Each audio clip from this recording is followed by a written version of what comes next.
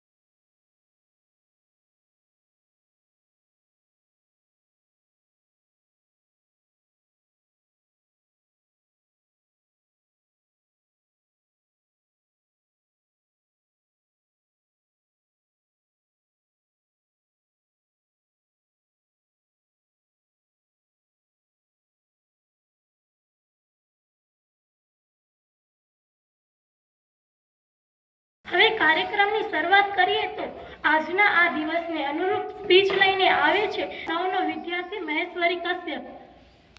નમસ્તે આદરણીય આચાર્યશ્રી, પૂજ્ય શિક્ષકગણ અને મારા વાલા મિત્રો.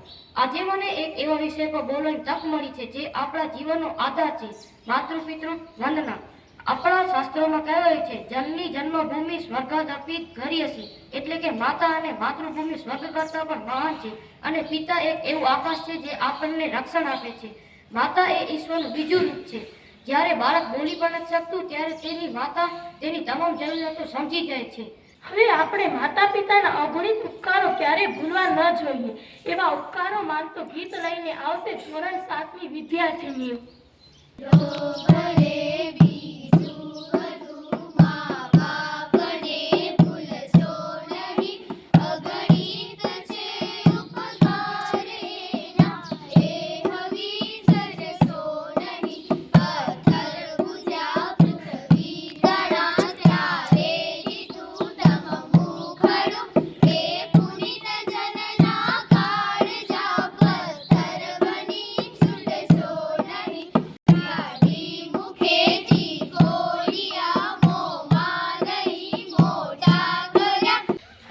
ખબર છે કે સૌપ્રથમ વાર કોણે પોતાના માતા પિતાની વંદના કરી હતી?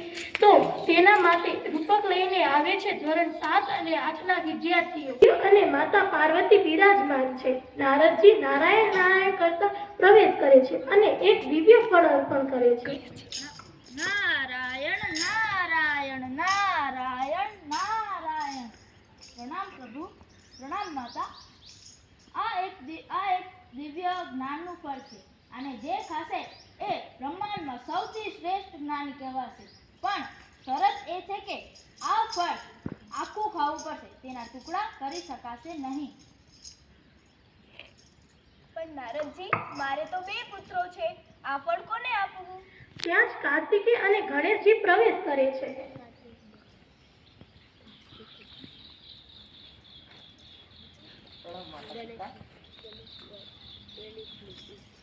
પિતાજી આ ફળ મને આપો. હું મોટો છું અને દેવોનો સેનાપતિ છું.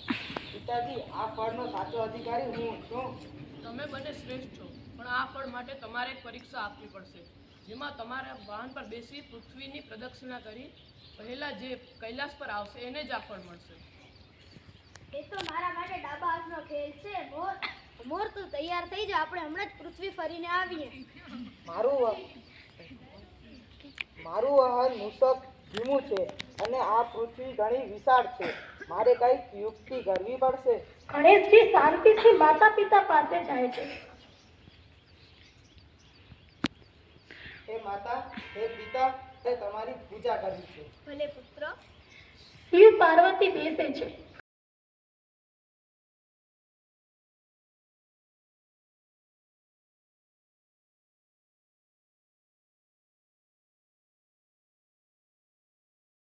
હવે મને ફળ આપવાની કૃપા કરો. કાર્તિકેય હાંફતા હાંફતા પૃથ્વી ફરીને પાછા આવે છે અને ગણેશને ત્યાં બેઠેલો જોઈને આશ્ચર્યચકિત થઈ જાય છે. ગણેશ તો હજી અહીંયા જ છે. તે તો પ્રદક્ષિણા શરૂ પણ કરી નથી. હું વિજેતા છું.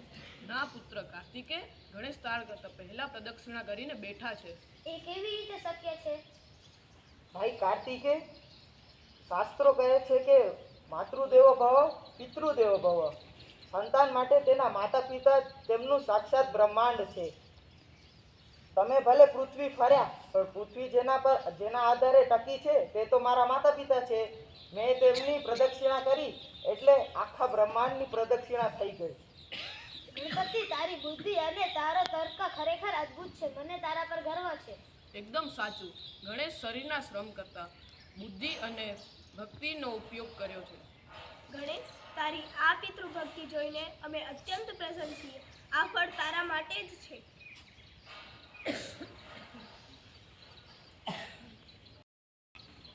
હવે આકાશમાંથી પુષ્પો વર્ષા કરે છે અને નારદજી નારાયણ નારાયણનો દોષ કરે.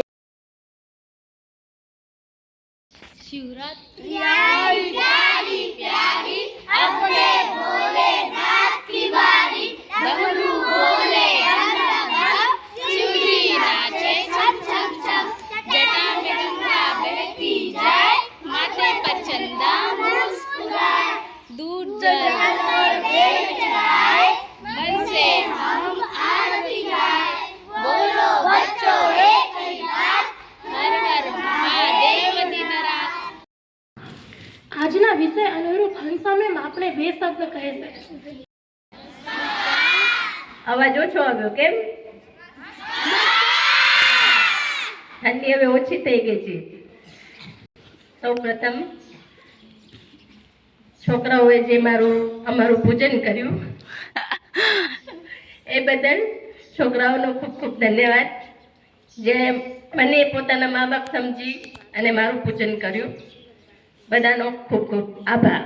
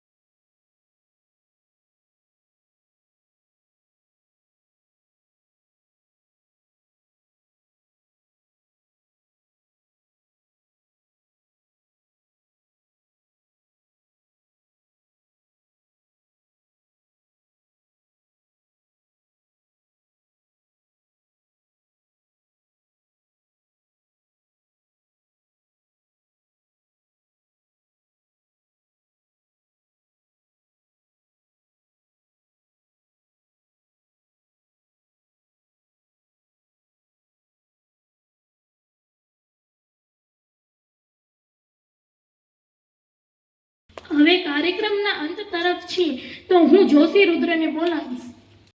નમસ્કાર. મોકો મળ્યો છે મુજને આ મોકાનો લાભ ઉઠાવી લઉં. સૌ પ્રથમ વખત ગુજરાત, ત્યારબાદ આભાર આપ સૌનો માની લઉં. અહીં ઉપસ્થિત ટ્રસ્ટીશ્રી, શિક્ષકગણ તથા મારા વહાલા વિદ્યાર્થી મિત્રો, આપ સૌ અહીં ઉપસ્થિત રહીને આ કાર્યક્રમની શોભા વધારી તે બદલ આપ સૌનો ખૂબ ખૂબ આભાર.